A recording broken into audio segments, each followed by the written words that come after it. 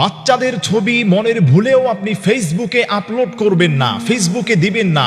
কেউ যদি বাচ্চাদের ছবি ফেসবুকে দেয়, দেওয়ার সঙ্গে সঙ্গে দুইটি মারাত্মক বিপদ তার জন্য অপেক্ষা করছে।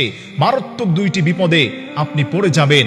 আমাদের সমাজের মধ্যে অনেক ভাই বোনেরা এমন আছেন, অনেক ভাইয়েরা আছেন তাদের স্ত্রীদের ছবিগুলো ফেসবুকে আপলোড করে দিচ্ছেন। অনেক ভাইয়েরা আছেন, বোনেরা আছেন, তার ছোট ছোট কচি কাঁচা মাসুম বাচ্চাদের ছবিগুলো ফেসবুকে আপলোড করছেন। এর দ্বারা আপনি সাময়িকভাবে কিছু শান্তি অনুভব করছেন, কিন্তু আপনার বাচ্চার উপর যে মারাত্মক দুইটি ক্ষতি হচ্ছে এটা আপনি কখনোই ভাবছেন না। আপনি আশ্চর্য হয়ে যাবেন। নবীজি সাল্লাল্লাহু আলাইহি ওয়াসাল্লাম এই বিষয়গুলোকে 1450 বছর পূর্বেই বলে গিয়েছেন। বর্তমান মেডিকেল সায়েন্স যেটা গবেষণা করে এখন বের করছে, সেই কথাগুলো নবীজি সাল্লাল্লাহু আলাইহি ওয়াসাল্লাম 1450 বছর পূর্বেই বলে গিয়েছেন।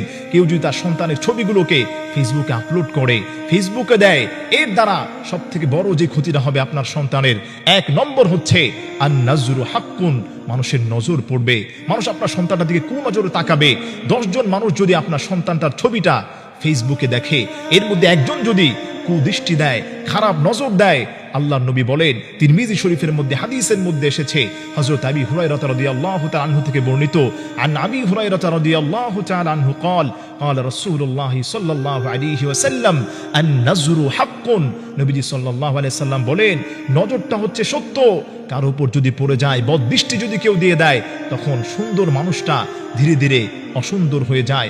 নাদুস কুদুক দেখছে, চেহারা ভালো ছিল, শরীরটা ভালো ছিল, কিন্তু সন্তানটার চেহারা নষ্ট হয়ে যায়। খুব মেধাবী ছিল, কিন্তু এই কুদৃষ্টি পড়ার কারণে, বদ নজর পড়ার কারণে সন্তানের মেধাটা ধীরে ধীরে কমে যাচ্ছে। এর কারণ হলো আপনি আপনার সন্তানের ছবিগুলো হর হামেশাই, কিছু হলেই কিছু পিতামাতা আছেন সন্তানের ছবিগুলোকে ফেসবুকে আপনি আপলোড করছেন।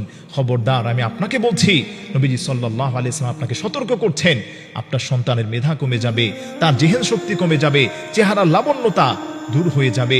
চেহারা দেখা যায় ভালো ছিল, শরীরটাও ভালো ছিল, এই মানুষের কুদৃষ্টি পড়ার কারণে দেখা যায় তার এই সুন্দর জীবনটা ধীরে ধীরে নষ্ট হয়ে যাচ্ছে। অনেক ভাইরা আছেন স্ত্রীদের ছবিগুলো আপলোড করছেন। খবরদার, এটা আপনি করবেন না। আপনার স্ত্রীর ছবি যে আপনি ফেসবুকে আপলোড করছেন, আপনার স্ত্রীর উপর তো পর্দা করা ফরজ। পর পুরুষ যদি তার ছবিগুলো দেখে, তার কণ্ঠস্বর শোনে, তাহলে আপনার গুনাহ হবে, মারাত্মক গুনাহ, কবিরা গুনাহ হবে। এই পর্দা হচ্ছে প্রত্যেক মুসলমানের জন্য, যারা বালেগ হয়েছে, এবং পুরুষ নারী সবার জন্যই ফরজ। সবাইকে দেখা, কথা বলা, এগুলো হচ্ছে ফরজ। যদি আমরা এই ভুলটা করি, আপনার সন্তান এবং স্ত্রী যারা আছে, স্ত্রীর জন্য তো মারাত্মক গুনাহ হবে। এবং সন্তান বাচ্চাদের ছবি যদি আপনি ফেসবুকে আপলোড করেন, মানুষের নজর পড়বে।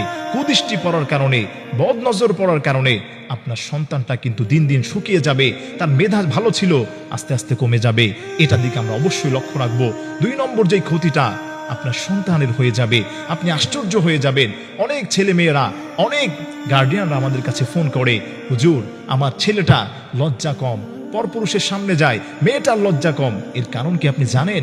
এই কারণ হলো আপনার সন্তানের ছবিগুলো আপনি হর হামেশাই ফেসবুকে আপলোড করছেন, হর হামেশাই তাকে নিয়ে সব জায়গায় যাচ্ছেন, মানুষের সঙ্গে ফ্রি হচ্ছেন।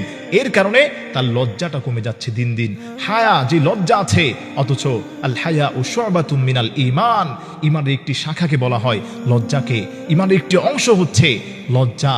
এই মানুষের কাছে লজ্জাবোধ যার মধ্যে যত বেশি, সেই লোকটা আল্লাহর কাছে তত বেশি প্রিয়। কিন্তু আপনি আপনার সন্তানটার ছবিটাকে ফেসবুকে আপলোড করে মানুষ তাকে দেখে বাহবা দেয়, বা তোমাকে তো খুব সুন্দর লাগছে, বা তোমাকে তো খুব ভালো লাগছে, তুমি তো ভাইরাল হয়ে গিয়েছো, সেলিব্রিটি হয়ে গিয়েছো। এর কারণে আপনার সন্তানটার মধ্যে যে প্রভাবটা পড়বে, সেই প্রভাবটা হলো আপনার সন্তানের মধ্যে লজ্জাহীনতার যে জিনিসটা, এটা উঠে যাবে। সে মানুষের কাছে লজ্জা যে কি জিনিস, এটা মানুষের কাছে তার কখনো এটা থাকবে না। এজন্য আপনার কাছে আমার অনুরোধ করব, অবশ্যই আপনি ফেসবুকে আপনার সন্তানের ছবি কখনো মনের ভুলেও আপনি পোস্ট করবেন না, ছাড়বেন না। এর দ্বারা মারাত্মক 2টি ঝুঁকি কিন্তু আপনার জন্য অপেক্ষা করছে।